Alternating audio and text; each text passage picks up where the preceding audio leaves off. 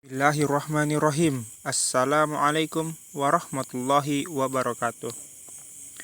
Pertama-tama, marilah kita panjatkan puji syukur kehadirat Allah Subhanahu wa Ta'ala, karena berkat hidayahnya lah kami bisa menyelesaikan tugas kelompok kami yang bertema Marxisme-Leninisme.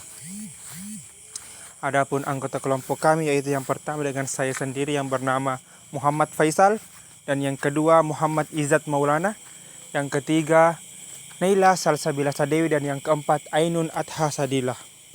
Adapun daftar isinya yaitu yang pertama anggota kelompok, yang kedua latar belakang, yang ketiga rumusan masalah, 4 pembahasan, 5 kesimpulan, dan 6 penutup.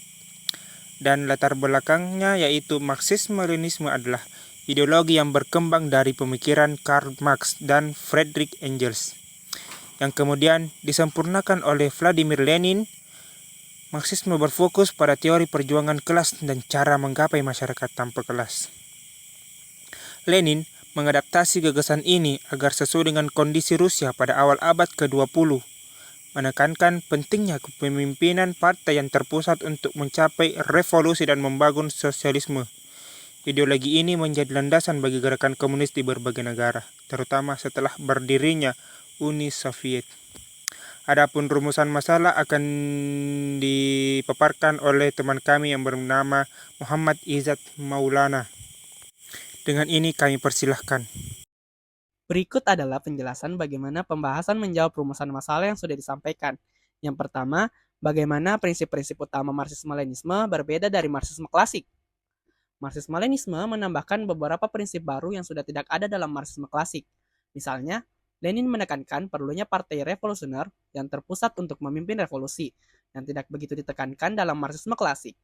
Selain itu, konsep diktator proletariat dan teori imperialisme sebagai tahap terakhir kapitalisme juga merupakan tambahan dari Lenin. Pembahasan yang kedua, bagaimana konsep perjuangan kelas dan revolusi dalam Marxisme-Leninisme diterapkan dalam praktik politik. Dalam penerapan Marxisme-Leninisme, negara dipimpin oleh kelas pekerja dalam bentuk partai komunis untuk menghapus kapitalisme dan mengarahkan masyarakat menuju sosialisme. Marxisme-Leninisme diterapkan di beberapa negara, seperti Uni Soviet dan Tiongkok, dengan cara yang berbeda namun tetap berfokus pada kepemimpinan terpusat, yang bertujuan mencapai masyarakat tanpa kelas melalui revolusi dan pembentukan negara sosialis. Pembahasan yang ketiga, apa dampak penerapan Marxisme-Leninisme dalam konteks sosial, ekonomi, dan politik, baik di negara asal maupun di negara-negara lain. Penerapan Marxisme-Leninisme di beberapa negara menunjukkan hasil yang beragam.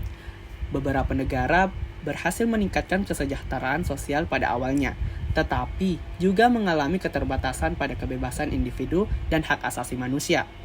Penerapan Marxisme-Leninisme juga menciptakan pengaruh signifikan terhadap politik internasional, memicu gerakan sosial, dan memperdebatkan model politik yang berfokus pada keadilan sosial dan pemerataan.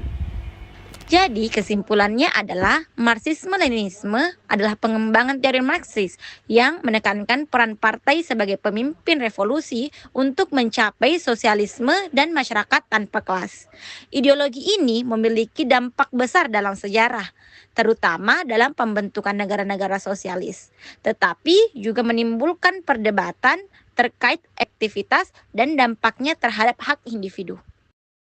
Baik, itulah tadi kesimpulan yang dibacakan oleh saudari kami Ainun Adha Sadilah. Adapun penutup makalah kami yaitu meski pengaruhnya telah menurun, Marxisme-Leninisme telah relevan sebagai bahan kajian dalam memahami peran negara, masyarakat, dan ekonomi dalam perubahan sosial. Ideologi ini memberikan perspektif tentang perjuangan kelas dan strategi politik dalam upaya mencapai keadilan sosial. Itulah makalah dari kelompok kami. Lebih dan kurangnya mohon dimaafkan. Wabillahi taufiq wal hidayah. Wassalamualaikum warahmatullahi wabarakatuh.